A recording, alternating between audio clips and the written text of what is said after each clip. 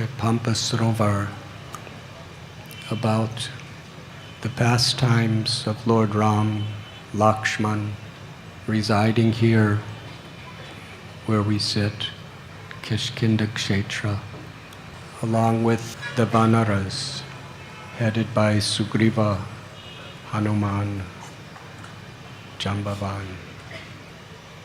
When Hanuman returned from Sri Lanka and presented to Lord Ram the jewel that was given to him by Sita and her message of love in separation, Lord Sri Ram embraced Hanuman, and in doing so fulfilled all of Hanuman's deepest desires. Just as Srila Prabhupada writes in Sri Chaitanya Charitamrita that Krishna doesn't see the thing that is offered, but he sees the intention. In Udupi, one Radhanath Swami, the late Acharya of that mat, he offered Krishna during his parayaya, or the time when he was worshipping the deity of Lord Krishna, a crown that was made completely of diamonds. And some media people were criticizing him. Why don't you give that money to poor people? Why don't you use it to feed the poor and give medicine to the poor, give clothes to the poor? And he explained, anywhere a leader of a nation goes, every day, how much do they spend?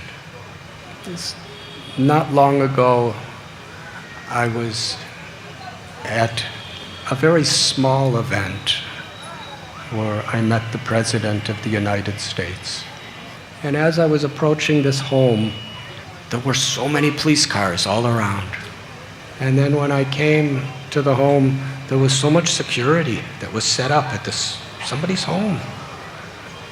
And after going through the security, which was very simple because only a few people were invited, even though there was only a few people there, all around the house, there were these people with suits and ties and little things in their ears and sunglasses.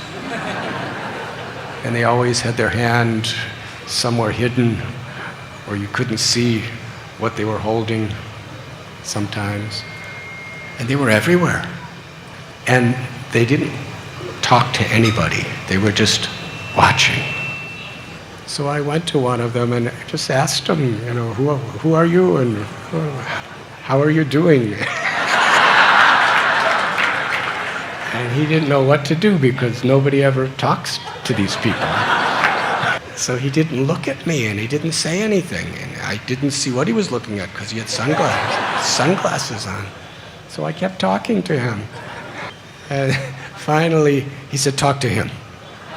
So I went to another person, and they took me to the supervisor of all these secret agents. And he was really nice to me. He was telling me about how many people, and he was telling me about the security, how many police cars there were around. And behind the house, there was an ocean. And he showed me there were 4 boats. 2 were police boats, and 2 were Secret Service boats. And then there was a helicopter up above. And he said, what you don't see is right there, and he pointed to the water. He said, there's an armed submarine.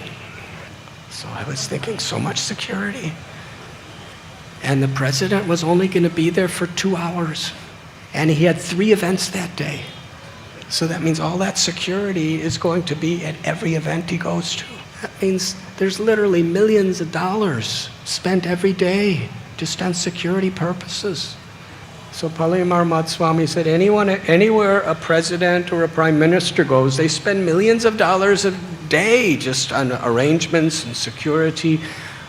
So he said, Krishna, he's not just the president or prime minister of one nation. He's the supreme Lord of all the countries, of the entire world, of all the planets, of the entire universe, of all the innumerable universes in the cosmic manifestation. So if once in 12 years we give him a nice crown, why are you complaining?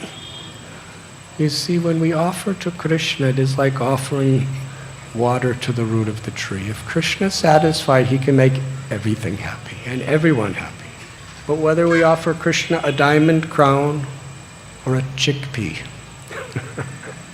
if it's offered with love and devotion, Krishna's happy because he accepts our intent.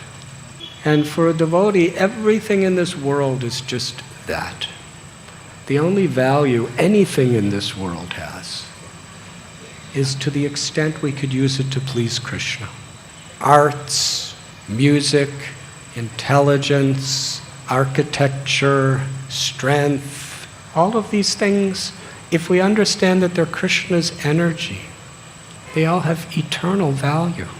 Srila Prabhupada was speaking in a microphone. He said, this is spiritual energy.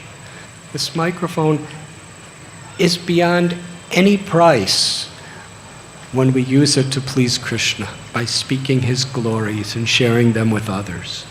Otherwise, it's just a piece of metal, which really has no value whatsoever for the eternal soul. So the way we speak, the way we smile, the way we look, the way we talk, the way we utilize whatever we may have, if our consciousness is to please Krishna, every single detail is so precious.